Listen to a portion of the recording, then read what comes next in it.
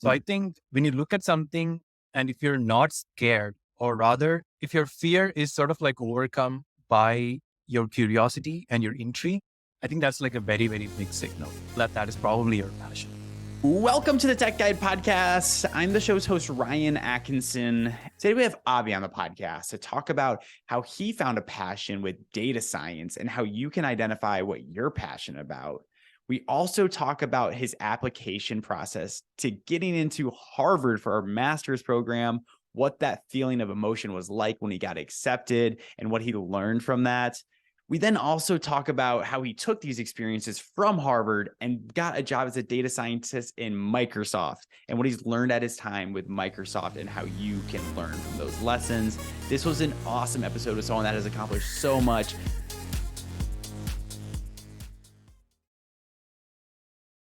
Welcome, Abhi. I'm super pumped to talk about your background in data science, data analytics. So thank you so much for joining us. Absolutely. It's a pleasure to be here. Thank you, Ryan. In our first question, I love asking these questions because you have a heck of a background. You've lived in India, London, Dubai, Boston, New York, Seattle. I mean, what has been your favorite city? Oh my gosh. Oh, I want to say it's none of those. It's probably Istanbul. I've been to Istanbul I was in Istanbul for like 5 days. I want to say 5 days. I went on this Turkey trip with my friend right after college for like 8 days, and five of those 8 days we spent in Istanbul. And oh my God, it's such a gorgeous city, such a beautiful city. I have a thing for history. I particularly like history a lot. And Istanbul, or Constantinople as it was called, has such a rich history of religion for one, but also war and conflict and everything too. And for me, it represents like a beautiful confluence of a lot of things with like complicated history being part of it.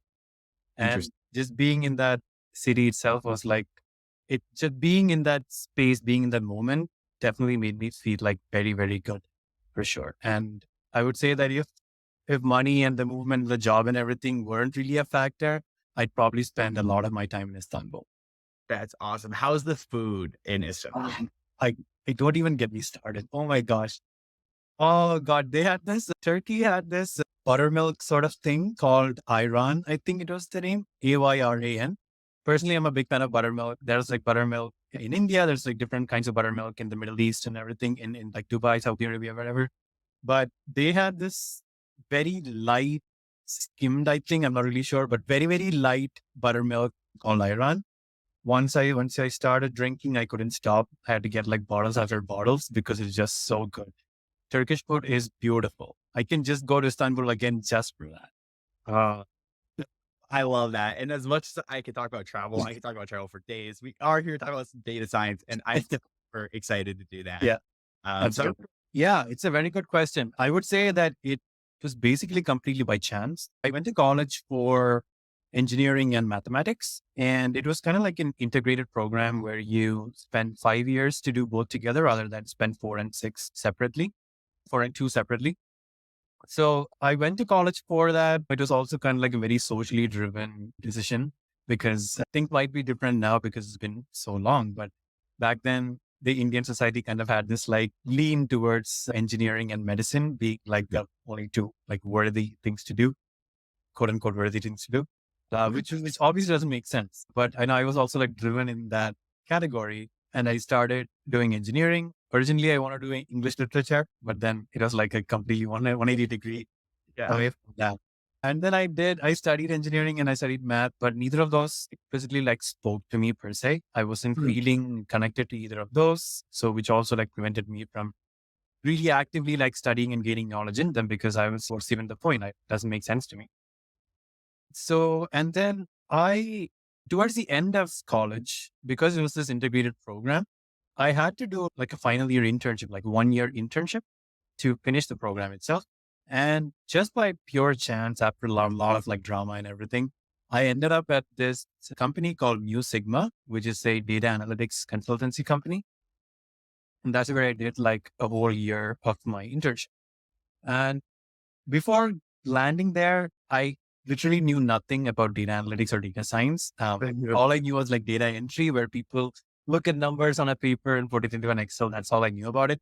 But once I was there, I started understanding what data science is, what the possibilities of data science are, what machine learning is, and how exactly these things can help us in making the world better. It was comparatively a very new field at that point in time, but then I learned about its distinct components and mathematics, statistics, and all of that. And most of all, I learned that I have a passion towards that kind of application oriented approach was working for me. I discovered that I was good at it. It was coming to me. All of those complicated math equations that I studied in college, they suddenly started making sense because now I'm looking at it from like an application oriented perspective, and which is like a perspective that I carry forward to this day. That in order to like learn things best, you need to have like an application oriented approach behind it, right? And it just started coming to me. I was becoming really good at it. I was very passionate about it, and I was like, okay, finally, I found something technological and tech related that I'm able to like do, and let's actually make like a career in this. And that's basically where it's all started. Interesting. It's a little bit of a different career path than English literature, I will say. Just a little bit. That's Just a little bit. I want to talk about like how you knew it was a passion though, because I feel like a lot of people like out of school, like myself excluded, like what am I really passionate about? Like what do I like really care about doing? Like what are some signals to you that like you are passionate about something, or what were those signals for you? I think the biggest one is you look at something and you don't feel care. I think Mm, that's like a very big one. As I said, in college, when I was studying all those theoretical math equations and everything, I just take one look at all those Greek symbols and integrals and differentials, and I'm like, oh my God, like what is even happening here? And I just like give up. I just give up, I close the book and I go away. Right? People, I learned like a whole year of like algebra when I was in college, right? And they talk about like balls and abelian groups and all of these things. I'm like, okay, I get it. This is great, but I'm not able to relate to any of them. And on on the contrary, in contrast, oh my God, what I can't even English. In contrast, when I actually got over to the internship part of it, when I saw a bunch of these same equations or similar equations for that matter, calculus for the most part, I looked at it, and since I was looking at it from the perspective of actual real data, and I was able to like look at them from the perspective of actual real data, I wasn't scared at all. Like I didn't feel like closing the book, or I didn't feel like shutting down my laptop and going away. I actually wanted to know more. If there was like a long equation that I didn't understand, I wanted to spend half an hour to understand it. Whereas in the past, even if I understood like half of the equation, I wouldn't spend 5 more minutes to understand it because I just wasn't feeling. So I think when you look at something and if you're not scared, or rather, if your fear is sort of like overcome by your curiosity and your intrigue, I think that's like a very, very big signal that that is probably your passion. And then apart from that, I think you also need to look at priorities, because it's really easy to say, oh, follow your passion. But at the end of the day, we live in a realistic world, right? And it comes with its own biases. I personally feel like every single person in this world is good at something or the other. That's something I strongly, strongly believe. It's just the unfortunate reality that not all of those are weighted equally the way the society is set up today. So I think everybody's definitely good at something, but people got to like also think about their priorities. For some people, money is a big priority. Nothing wrong with that. Money is what you want. That's what you want. For some people, peace of life is what they want. Flexibility for some people, being closer to family for some people, right? So if your passion would sort of like take you away from a bunch of these priorities, that's also something you definitely need to think about, because I feel like sometimes passion comes to you, but other times I definitely feel like you make your own passion. Because if originally like English literature was my passion, I still like to write. I still like to write poetry and creative writing in general. I just fell into situations where that just wasn't possible for whatever reason. And then I discovered something along the way and sort of like made that my passion. So I think idealistically, I can be like, oh, if you're not scared of it, just go for it. But realistically, there are all these other parameters as well. interesting. So so it's balancing like what are you not scared to do? Like what makes you super excited? It's also a little bit of a balance of like we have bills to pay and like Yes. we need to be super realistic, not super realistic, but realistic Yeah. enough where Yeah, between those two, that is really like an area that you should explore if you are passionate and definitely. it can help pay the bills.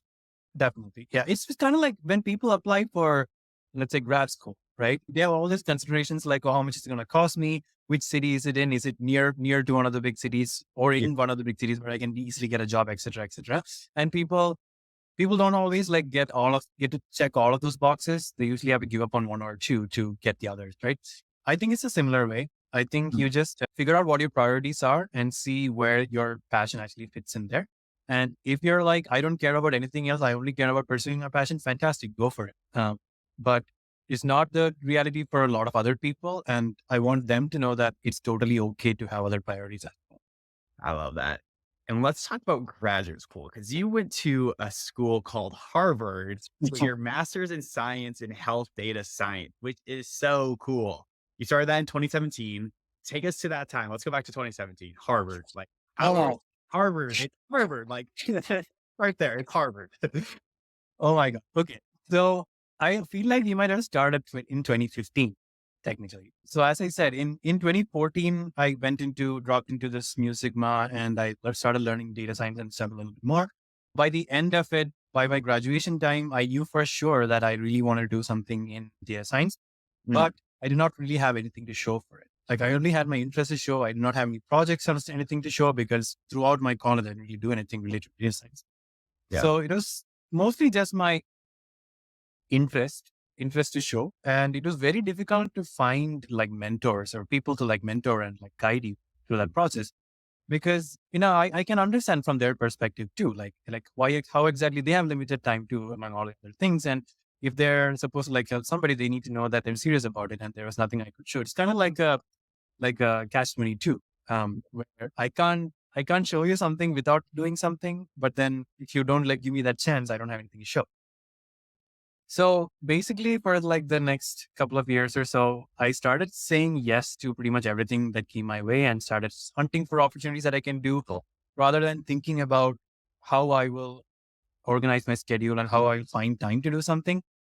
I just like said, yes, I'll do it and then figured out how I'm going to do it by the time and everything.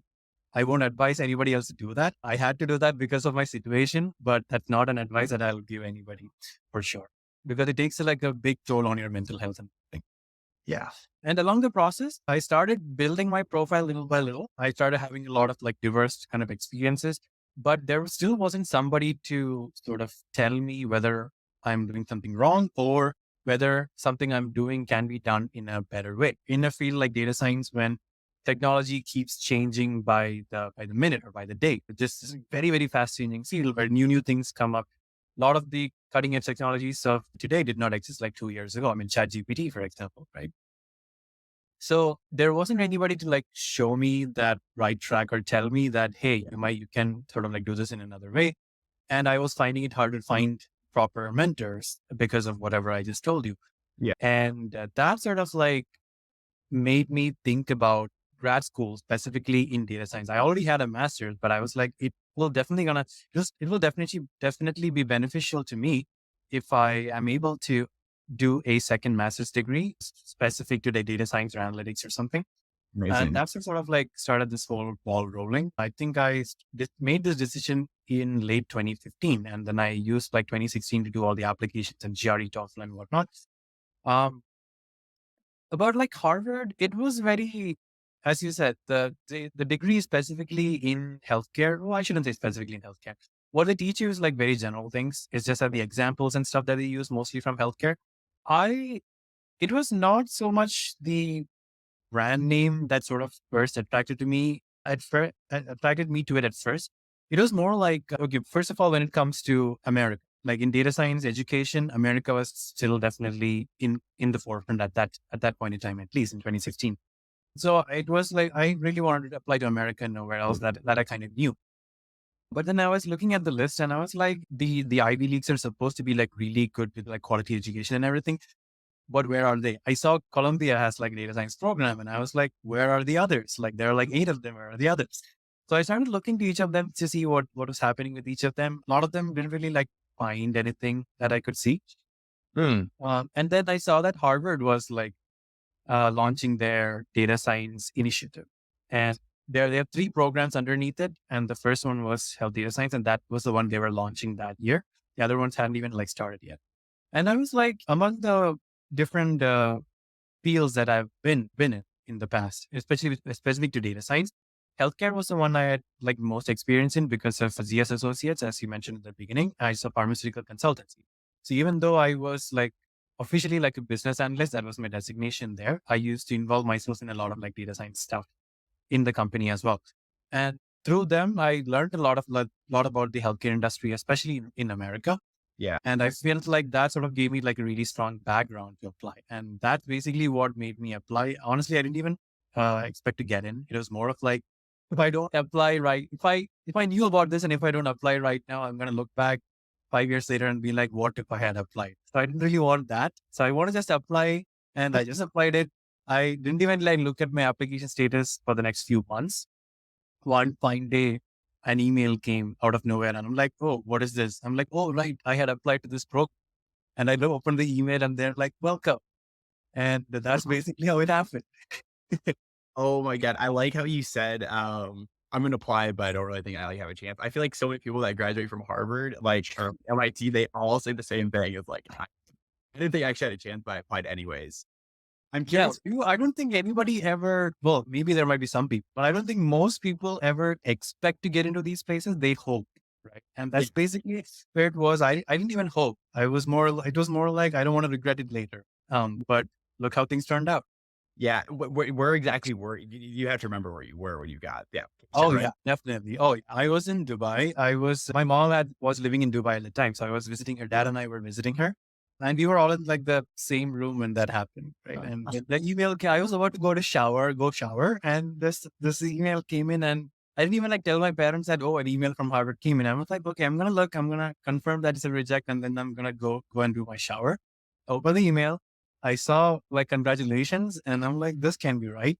And then I read it again and again. I read it like 3 times to make sure that I'm not missing anything. And then I told my parents, and being like the super sensitive person that I am, I just like started crying. I started like crying in the room with everybody, and they started crying with me. The three of us were just like crying for like half an hour after that. Very That's beautiful moment in my life for sure. Yeah, that is so cool. And like, let's talk about that application process in like 2016, specifically Mhm. like for Harvard.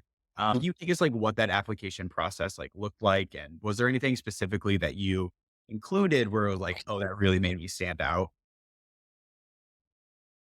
I would say that much like everybody else, the application wanted the usual requirements, like, oh, it's like a personal statement or statement of purpose, letters of recommendation, resume, all of that stuff. But they also look for what's called a WES evaluation, which is basically, for people who don't know, that's basically World Education Services. They're like being a private company that sort of does transcript conversions from one country to the other. So basically for United States, because Indian education system is very different from the US education system, they take your transcript and they do the conversion and whatnot. That was also required from them. And I would say that what made me stand out, something interesting that happened with the WES itself, was that because my program was like an integrated program, it had the structure of the program was like very different from like a traditional bachelor's of engineering or Yeah. whatever program that people are usually used to. And I don't think WS really knew how to make that conversion effective. So when they made that conversion, they ultimately gave me like a converted GPA of like 2.84 on 4. Oh, I was wow. like, that's really not, that's very, very, absolutely not accurate. Like, I know I don't have like a stellar GPA, but 2.84 is like too low. That's definitely not right. So I reached out to WS and explained, hey, here are the reasons. Here's why it should be different. They didn't really change it at all. They're like, we won't be changing it at our end. This is final for us. And I was like, okay, what do I do now? And then I decided to email Harvard directly. I emailed the admissions committee of the program. And I was like, hey, this is what happened. I can explain. Here's my explanation as to why this transcript conversion is inaccurate. And they said that, okay, they can't really like forego the WS conversion, but what they can do is they can probably attach my entire explanation to the application. And I hope they did that, because I didn't see my application materials or anything. They said that they're going to be doing that.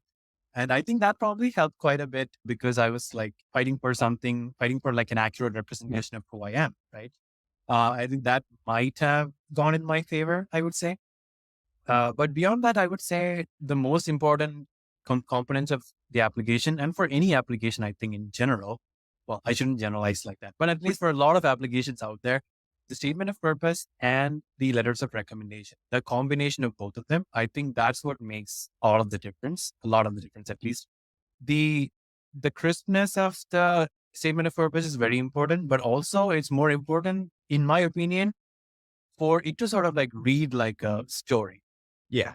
For a lot of people follow this approach of like, oh, I did this, I did that, and then I did this other thing, and look at me, I'm awesome. How cool am I? I have no weaknesses.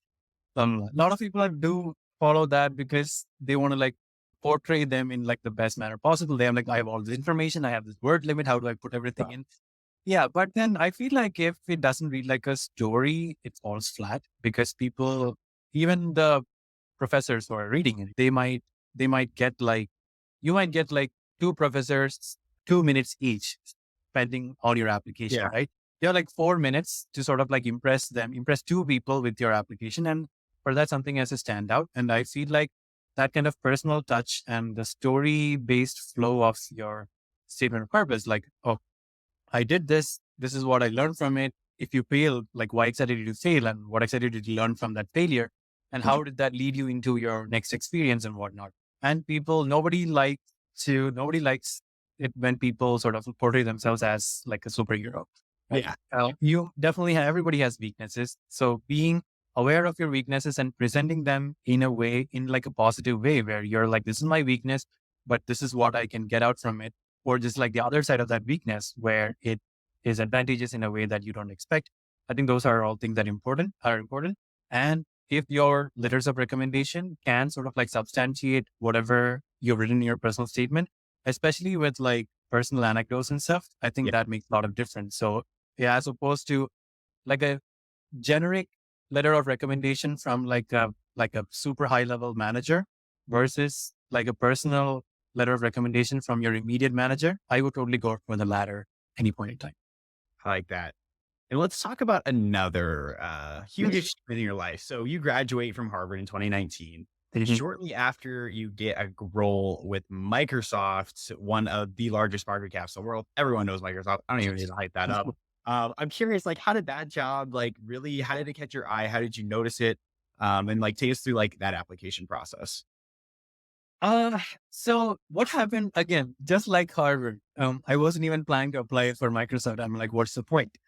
And then the last semester, I think I was all set to graduate in May 2019. Yeah. And in January 2019, I was still thinking about like what kind of role I want. And I'm still like casually applying to positions, but like not super seriously just yet. Yeah. But I wasn't even like going to try for Microsoft or Google or anything of the sort because I'm like, this is too much effort for like really no return. Yeah. But then I had like an HR from Microsoft reach out to me on LinkedIn in January of 2019. And she introduced this sort of like program, like an AI program within Microsoft that they were in, in their second year or something. So it's like a cohort based program, but it's not like an internship. It's like a full time role. It's more like an internal AI consultancy within within Microsoft, basically. Right. So the team sort of does AI work for other teams that maybe either don't have their own AI Yeah. capabilities, or they don't really have they don't have the bandwidth, or they don't really have the resources for it or whatever. So they basically hire people fresh out of like university or people within the early stages of their career with AI, Yeah. and to sort of like train them to sort of be like AI specialists in the company. And she introduced me to this program, and I was like, all right, well, if somebody reached out to me and if I don't apply now, that's going to be like that's not going to be good. So I made an application, and same way I never expected to hear back. So I forgot about it. And then I got like an interview email for like a phone interview. I got on the phone interview. This is very quick, like within a week or something. Got Yeah. on the phone for an interview, and they were very interested in the research side of things that I'd done in my past and all of that as well. Very deeply went into like the resume. And then I was like, all right, that went okay, but I I'm sure it's like extremely competitive and I don't really Yeah. hear back. But then I heard back, and this was pre-COVID. So the next round was like in person. So I went into the Microsoft office in Boston, the research center in Boston, and I had like, I want to say 4 interviews, 45 minutes each, without any breaks. So as soon as one's done, you're taken to the, I don't know, courtyard or quadrangle or whatever it is, where the next person will be there waiting for you to like take you to the next room. So that's basically how it works. There were 3 technical interviews, 1 behavioral interview. And Wow. then after that, 2 days later, I got another final phone round with the director of the program as well. So I would say six rounds of interviews in total. And it took around like 1 to 2 months for the offer to come through. And I had an offer in March of 2019, about like 2 months before I graduated. Interesting. I'm curious because you went from Harvard to Microsoft, and like, how much did you learn from Harvard that was like actually like applicable to your role at Microsoft? I would say for the interview, whatever I learned at Harvard was extremely helpful. Mm, I think some of the courses that I learned at Harvard, I think that is the reason why I cracked a bunch of those interviews. When it comes to like actual work, it's hard to say because it's very project dependent. Because in that team, I was in that team for 2 years. In that team, it's all project dependent. You spend about 5 months or so on one project, and then you shift to like another project that can look completely different from the first project. So it totally depends on what a project demands. But I would definitely say that the understanding about techniques that I learned from my courses at Harvard was very useful in sort of helping me think the right way. You know, when I look at a problem, to be able to think in terms of like a certain kind of solution, I think that is really helpful because you can be a data scientist even if you don't know how algorithms and stuff work. You could probably, there are packages these days for everything. You can just like want to code in Python. You can like go call something in Python and you can get things done. You can still be a data scientist. And I'm not saying there's anything wrong with that. If that's what you want to do, that's great. But I think that knowing the math behind the techniques and methodologies and stuff, or even if you don't know the math, having enough like background that you can quickly go read something up for like 10, 15 minutes and like understand what's happening there. I think that really helps you be like a better data scientist for sure.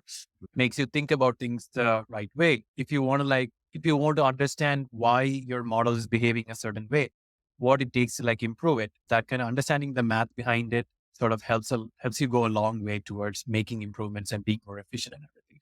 So in that sense, I would say that whatever I learned at Harvard was very, very interesting.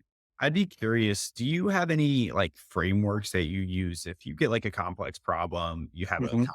data set?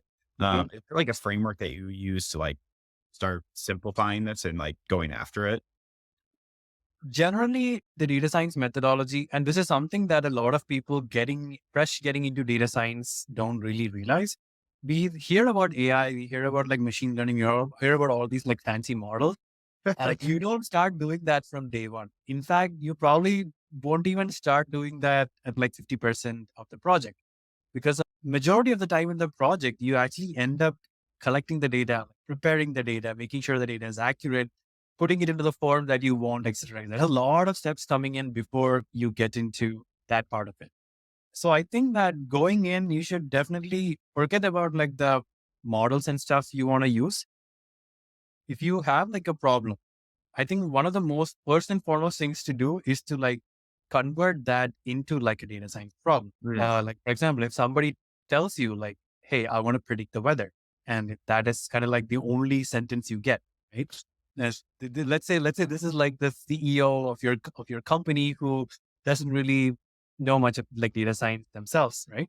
And the CEO comes and tells you, she comes and tells you that, "Oh, let's predict the weather." That's it. And she walks away. What do you do with it? Right.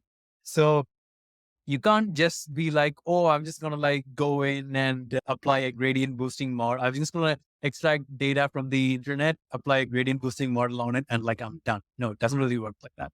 What exactly does it take to predict the weather? Okay, what kind of features do you need? What does it mean to predict the weather? Is it going to be a time series model or is it going to be like a tabular form of data? What is going to be? Once you start making your, where do you get that data from? Is that data even available? If not, are there like other kinds of data that you can use as a proxy for it or not? How clean is the data? How much time do you need to spend cleaning it, forming it, pre-processing, and all of that?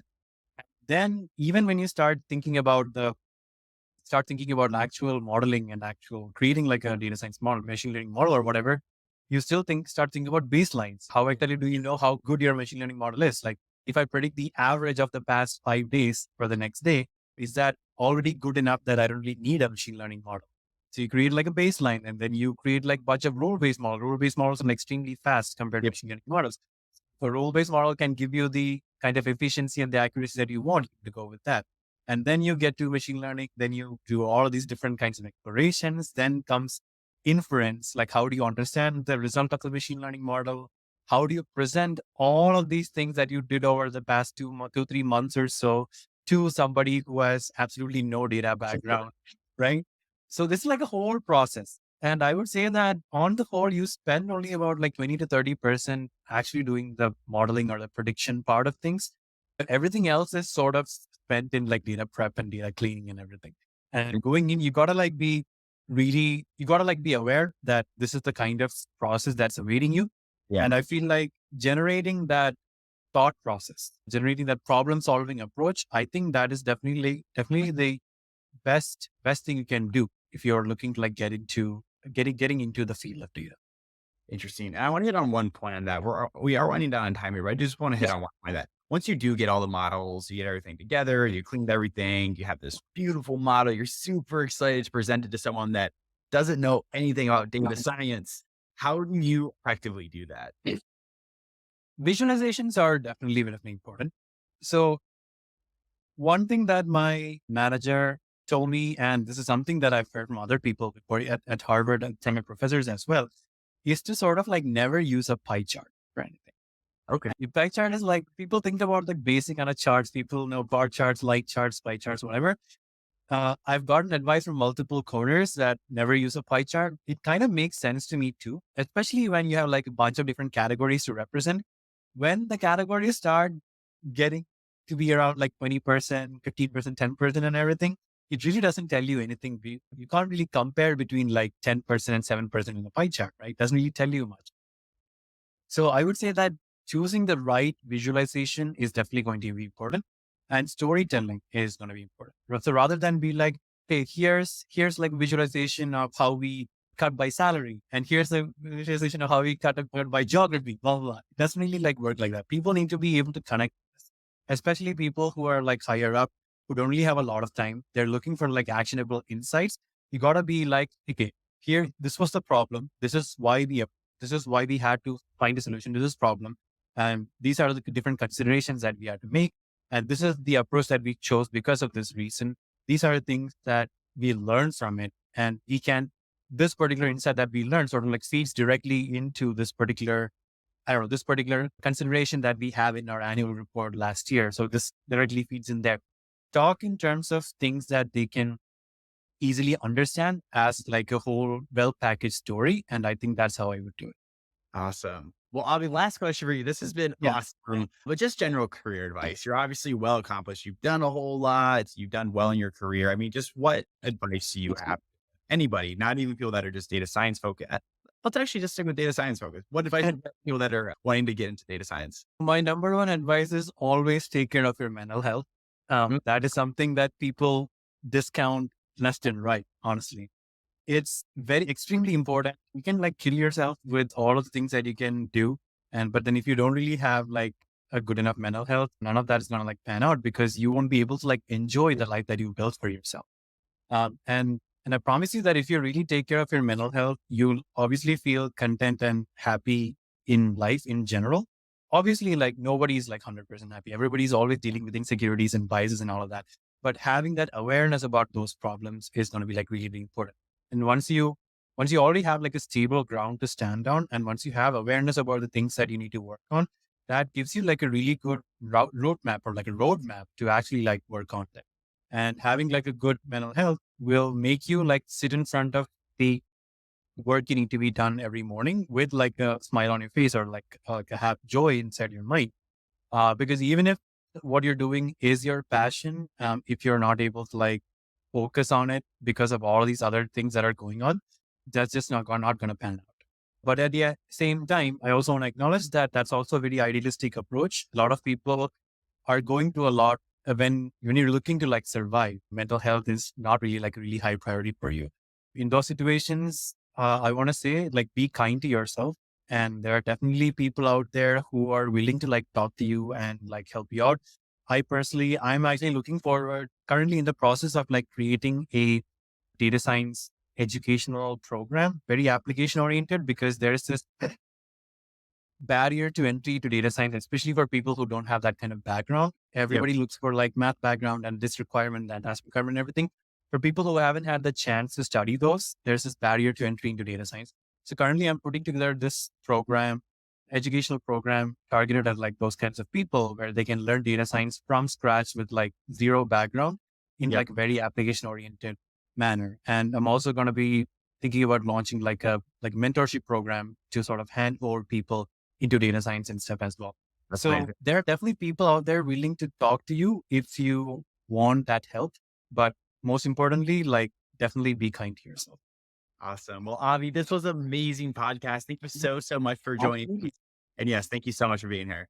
Yeah, thanks for having me. Appreciate it.